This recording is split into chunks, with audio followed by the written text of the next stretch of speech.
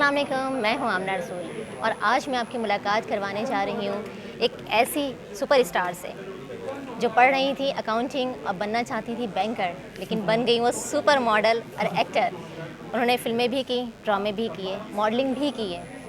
आइए मिलते हैं आमना इमरान से। वो हमेशा पॉजिटिव रहती हैं, यही राज जानेंगे आज। अस्सलाम वालेकुम, कैसी हैं आमना वालेकुम आप? अस्सलाम, आप कैसी हैं? अल्हम्दुलिल्लाह। सबसे पहले तो ये पॉजिटिविटी का राज बताएं, हमेशा मुस्कुराती रहती हैं आप। पॉजिटिविटी का राज I don't know, I think मैं मुस्कुराती रहती हूँ क्योंकि मैं ऐसी ही हूँ। इसके पीछे कोई साइंस नहीं है। बस टेंशन कम लेनी चाहिए। ज़िंदगी में वैसे ही दुख बहुत है तो थोड़े। दूसरों को देखकर इग्नोर करनी चाहिए। नहीं, इग्नोर नहीं करनी चाहिए, मतलब आपको प्रायोरिटाइज करना पड़ेगा कि आपने किस चीज़ को टेंशन देनी है। अटेंशन भी किस चीज़ को देनी है और टेंशन किस चीज़ की लेनी है। यू सी, हर चीज़ की ग्रेट, आप नहीं ले सकते। बिल्कुल ऐसा ही जैसे कि और आई थिंक मुझे लगता है कि मेरे हंसने मुस्कुराने का राज ये है कि मैं काफ़ी ऑर्गेनाइज हूँ अपनी लाइफ में। है।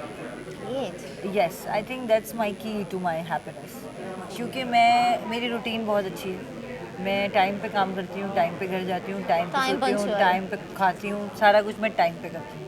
And I That's think it. That has really changed my life seriously. आपका मूड बेहतर रहता है, आपको एंग्जाइटी नहीं होती, आपको कोई टेंशन नहीं है, and you feel better. So I think that's my चलें अब हम थिंग। आते हैं गुंजल की तरफ। बाजी के बाद गुंजल, जिसमें बाजी में आपने मीरा जी के साथ काम किया और इसमें रेशम जी के साथ काम किया। जी जी दोनों ही सुपरस्टार हैं। जी बिल्कुल। कैसा एक्सपीरियंस रहा गुंजल के सेट पे को स्टार के साथ, डायरेक्टर प्रोड्यूसर के साथ?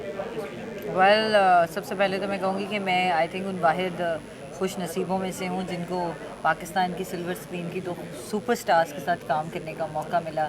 Meera ji, Resham ji, you know I have immense respect for them. There is such an amazing women, such strong women, और परफॉर्मेंस वाइज इतनी उनकी ख़तरनाक उन लोगों की अदाकारी है।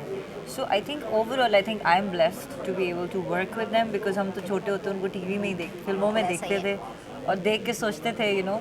तो मेरे लिए तो ये किसी एजाज़ से कम की बात नहीं है कि I am sharing screen space with them. And तो इन बातों के बाद आपको पता चल ही गया होगा कि मैं कितनी उनकी रिस्पेक्ट करती हूँ और मुझे कितना मज़ा आया उनके साथ काम करने में। गुंजल में जो आपका कैरेक्टर है उसे थोड़ा सा डिफाइन कर दें। पर गुंजन में मेरे किरदार का नाम है गुंजन में मेरे किरदार का नाम है महर। महर एक एनजीओ के साथ काम करती है। She is a social worker, she is an activist. उसको अपनी उसकी ज़िंदगी का जो पर्पस है वो ये है कि वो ऐसे बच्चों के लिए काम करती है जिसमें ऑब्वियसली चाइल्ड लेबर और बच्चों के राइट्स के लिए काम करती है। और महर ने अपनी पूरी ज़िंदगी इसी में वक्फ कर दी है। और महर का कैरेक्टर बहुत ही लेयर्ड कैरेक्टर है क्योंकि कुछ ऐसा हुआ है उसकी ज़िंदगी में जिसकी वजह से वो बहुत ज़्यादा रिग्रेट में है, जिसकी वजह से वो बहुत ज़्यादा गिल्ट में है, बहुत ज़्यादा पेन में है आपके लिए। तो महर का जो हमने फर्स्ट चीज़ जब मैंने स्क्रिप्ट पढ़ी थी तो मैंने और शुएब ने डिसाइड कर लिया था कि महर हसीन है। तो फिर फिल्म में आपने मुस्कुराया नहीं है क्योंकि महर इतनी टेंस है कि कुछ जो कि you obviously have to watch the film to understand Mehar's character. She doesn't like smiling, she is not a happy person, she is a very weighted person. यहाँ तक कि जब मैं फिल्म कर रही थी ना तो मैं जब भी सीन्स करती थी महर के, मेरे कंधों में दर्द हो जाता था क्योंकि मैं इतना ज़्यादा सोचती थी उस बारे में। और आपको पता है कि मैं तो बहुत ही कुछ सोचने वाला इंसान क्योंकि इस ड्रामों में तरीके से हमने हूँ। आपको बिल्कुल एक अलग आमना हाँ, इलियास को हाँ, देखते हैं, और मैं मॉडलिंग में रियल अलग। लाइफ में भी मैं स्ट्रेस नहीं लेती इतना। तो वो लेकिन वो बहुत स्ट्रेसफुल कैरेक्टर था मेरे लिए। तो my neck used to get stiff after every 3-4 days of shooting, and I think it was because of the emotional stress that I was taking for Meher. So Meher is a very layered character. It was a very difficult character to play. मैं मजाक नहीं करूँगी, मेरे physically मेरे लिए बहुत मुश्किल हो गया था। इसमें मैसेज है चाइल्ड लेबर पे, जी चाइल्ड इस बारे में आप कुछ कहना चाहेंगे? मैं चाइल्ड लेबर के बारे में यही कहना चाहूँगी कि ये एक दाग है हमारी सोसाइटी पे। अभी तक ये हो रहा है, दुनिया इतनी आगे चली गई, हम इतने यू नो इट्स 2023, अब तो 4 आने वाला है और आज भी हमारे मुल्क में ये हो रहा है कि बच्चे बेचे जा रहे हैं, ख़रीदे जा रहे हैं, घरों में काम कर रहे हैं। जिन उम्रों में उनको पढ़ना चाहिए, हंसना चाहिए, खेलना चाहिए, उन उम्रों में माली मामलात की वजह से माँ बाप भी उनको बेच देते हैं। तो उसमें माँ बाप की भी काफ़ी गलती होती है। So I think overall child labour पे सिर्फ बच्चों को बचाने की ज़रूरत नहीं है, उनके पेरेंट्स को भी एजुकेट करने की ज़रूरत है। और आई थिंक कानून मज़ीद सख्त होने की ज़रूरत है so this film is all about that. जितने लोग इसके बारे में बात करें मेरे ख्याल में उतना कम है, तो मैं ज़रूर चाहूँगी कि सब लोग आएँ और आके मिलें। तो ये मैसेज था इसमें जब भी आपने इस फिल्म को चूज़ किया?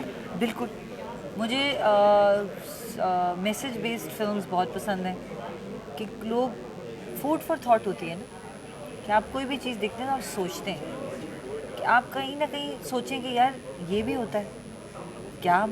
10 में से कोई एक बंदा तो उठेगा ना उसको ठीक करने के लिए, चले ना भी उठेगा, लेकिन अगर कभी ज़िंदगी में उसकी ये सिचुएशन आती है कि उसके सामने ऐसी कोई सिचुएशन हो रही है, तो क्या वो उसमें पार्ट लेगा? शायद वो उसमें पार्ट ही ना ले। लाइक फॉर एग्ज़ाम्पल, अब मेरे घर में हमने अल्हम्दुलिल्लाह वैसे भी कभी कोई अंडर एज हाउस हेल्प नहीं रखी है, ओके। और ऐसा हुआ पास्ट में ये फ़िल्म करने के बाद ही, क्योंकि फ़िल्म तो हमने पहले शूट कर ली थी। हमारे घर में जो कि ये होते हैं जो कि एम्प्लॉयज़ आपको प्रोवाइड करते हैं, हाउस हेल्प प्रोवाइड करते हैं, वो कंपनी से वो एक बच्चा लेकर आ गए हमारे घर में। And he was not like, वो कोई 10-12 साल का नहीं था, he was 16-17 years old boy. But me and my sister we really said कि ये नहीं हो सकता, ये हम नहीं रख सकते, ये गिल्ट हम नहीं ले सकते।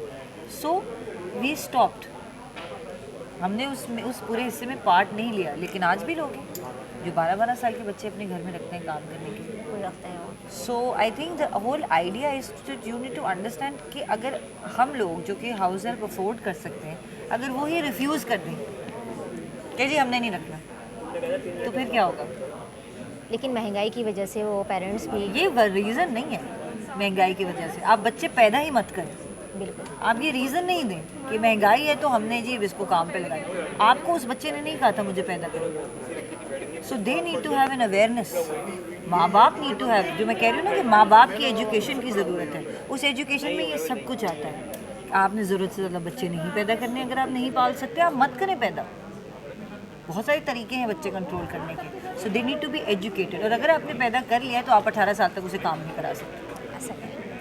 चलें भाई, अब आगे इसके अलावा आप कौन सा प्रोजेक्ट लेकर आ रही हैं? ड्रामा में आ रही हैं, फिल्मों में आ रही हैं? आपकी मस्तानी फिल्म कब आ रही है? अब मस्तानी का मुझे अभी कोई आइडिया नहीं वो कब आ रही है। येस, वो भी शूट हो गई है, इंशाल्लाह दुआ करें आ जाए।